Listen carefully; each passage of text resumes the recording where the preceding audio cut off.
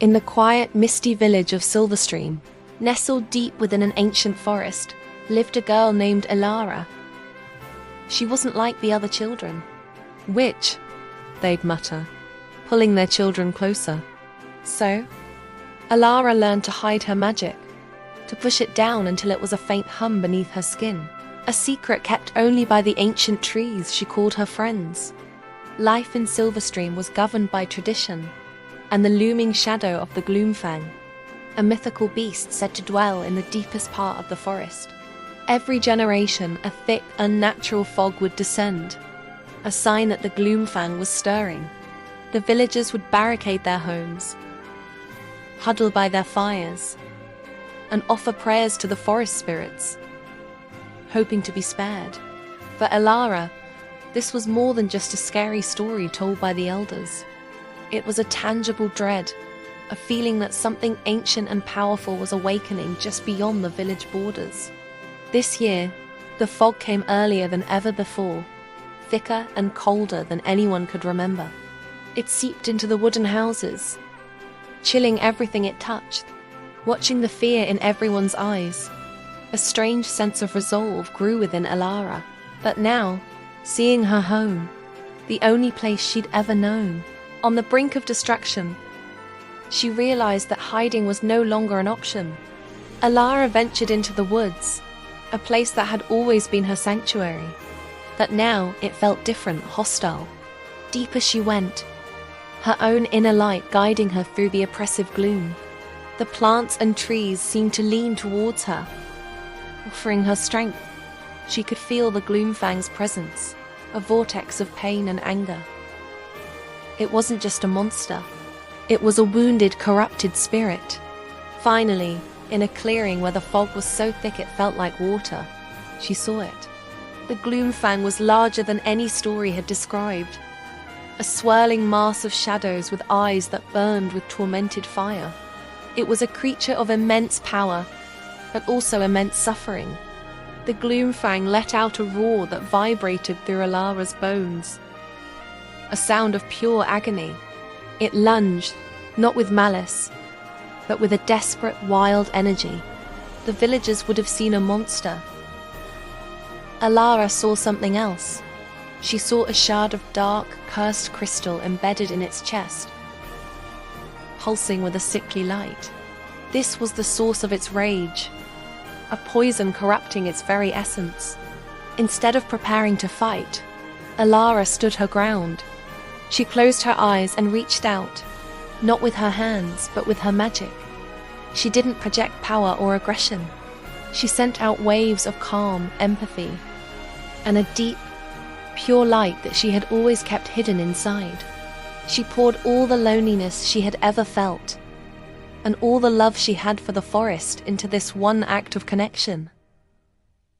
The beast paused, confused. It had only ever known fear and hostility from humans. This was different. Elara's light touched the dark crystal, and the Gloomfang recoiled, letting out a pained whimper. The shadow creature seemed to shrink, the rage in its eyes softening into fear and pain. Elara took a slow step forward, her hand outstretched. "I'm not going to hurt you," she whispered, her voice carrying on the magical current. "Let me help you." She focused all her energy, a brilliant, warm light enveloping her hand. She pressed her palm against the corrupted shard. There was a blinding flash, a shriek that was both creature and magic, and the Gloomfang collapsed. The dark crystal shattered into dust, and the heavy, shadowy form of the beast dissolved, leaving behind a small, whimpering forest spirit, no bigger than a fox, its fur the color of moonlight. The oppressive fog began to lift almost immediately. As the first rays of morning sun pierced through the thinning mist, Elara walked back to the village. Trailing behind her was the small, gentle spirit, now cleansed of its corruption. The villagers emerged from their homes, blinking in the sudden sunlight. They saw Elara, not as the witch they had feared, but as their savior. Borin, the elder, stepped forward, his face a mixture of awe and shame. "You saved us," he said, his voice humbled. "We were afraid of what we didn't understand. We were wrong." From that day on, Elara was no longer an outcast. Her magic was celebrated as a gift, a blessing that had protected Silverstream. She taught the children to listen to the whispers of the forest, to respect its magic, and to never fear what is different. Elara, the girl who was once shunned, became the guardian of her village, a symbol of how courage and empathy can turn a perceived curse into the greatest strength. Her story became a new legend, a reminder that true magic lies not in power, but in understanding and compassion.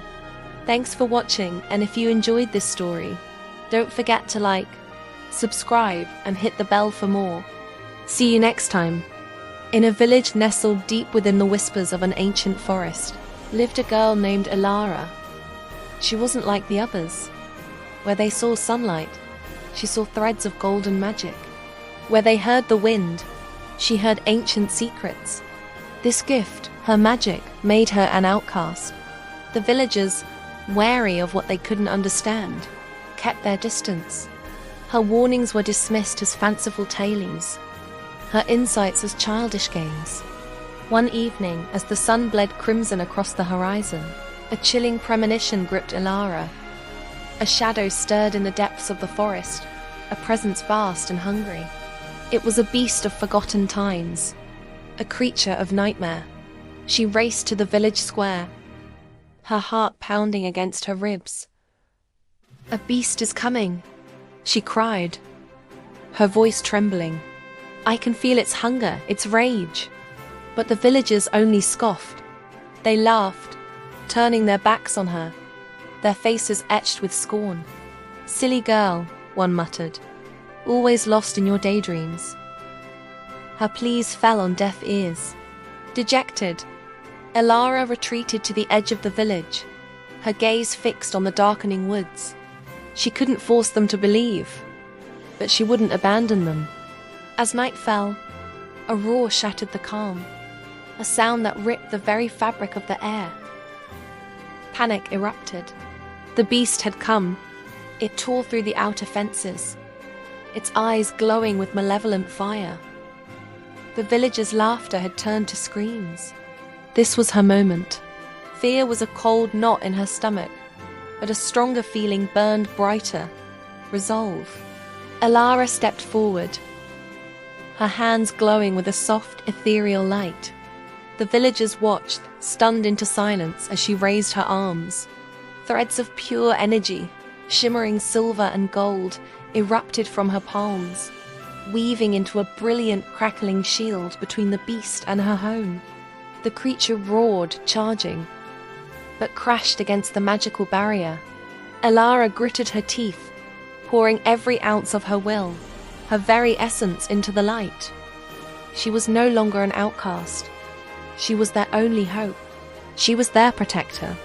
Thank you for watching. If you enjoyed this story, don't forget to like and subscribe for more adventures.